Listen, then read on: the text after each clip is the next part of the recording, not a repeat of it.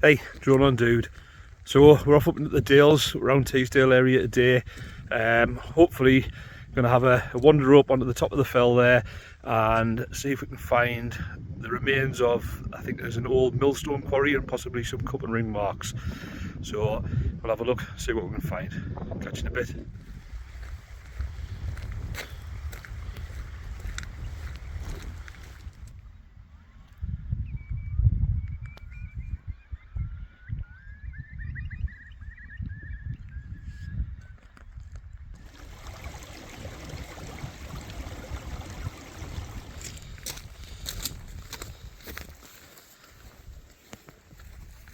Well, we're gaining altitude at quite a rate here, but the views are absolutely amazing.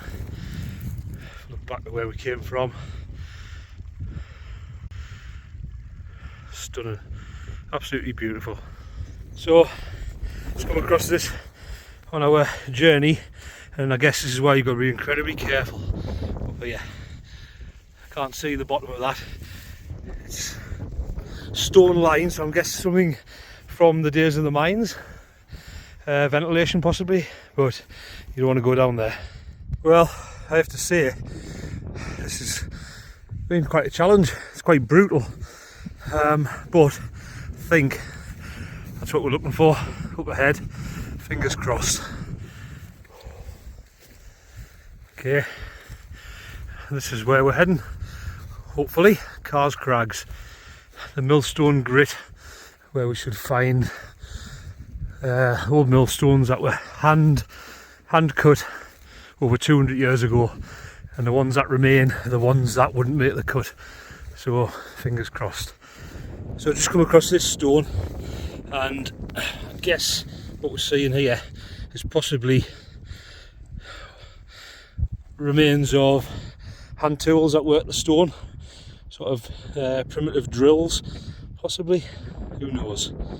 Okay, so we're right in amongst it now, and what we're looking for, from what I've read, some of these stones are like 1.5 tons in weight, so not easily missed, I guess. Okay, so I think we found our first millstone, and I'm looking at these rocks thinking, yeah, that could be one. You know, I'm trying to see what's not there, but then you see what is there.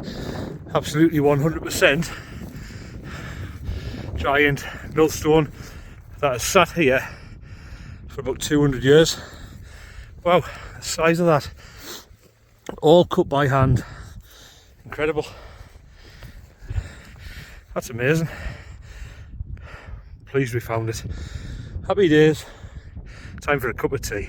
So my eagle-eyed partner in crime has just spotted another millstone as we're sitting having a cuppa. And it's right down there. And there's another one. Absolute brute, that one. I'd love to know how they'd have actually worked them up here in this exposed environment and then got them down back down to the valley below. Seriously though, look at the size of this thing I'm standing on. Huge.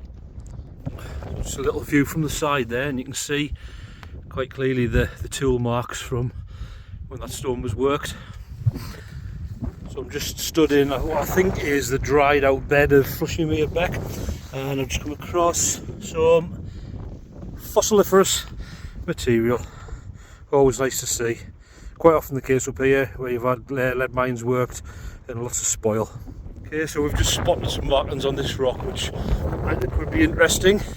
Again, no experts on cup and ring marks, but there's definitely something on that rock.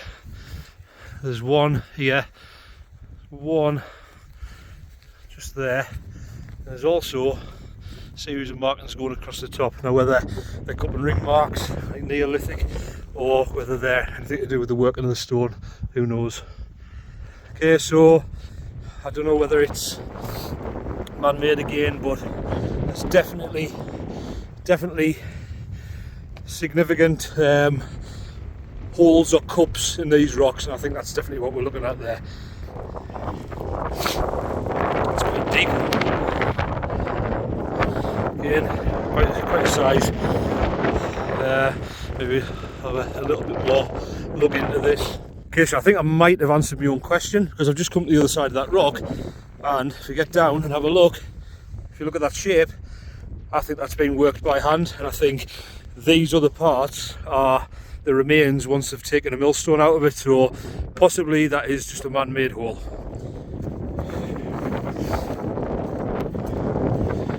Well, that's us done up here. The weather's changed, bit of rain coming, so we're going to head back down, but mission accomplished, we found what we came for. So if you want to know a little bit more about this location, drop us a comment down below and I'll let you know where we're at. Catch you later.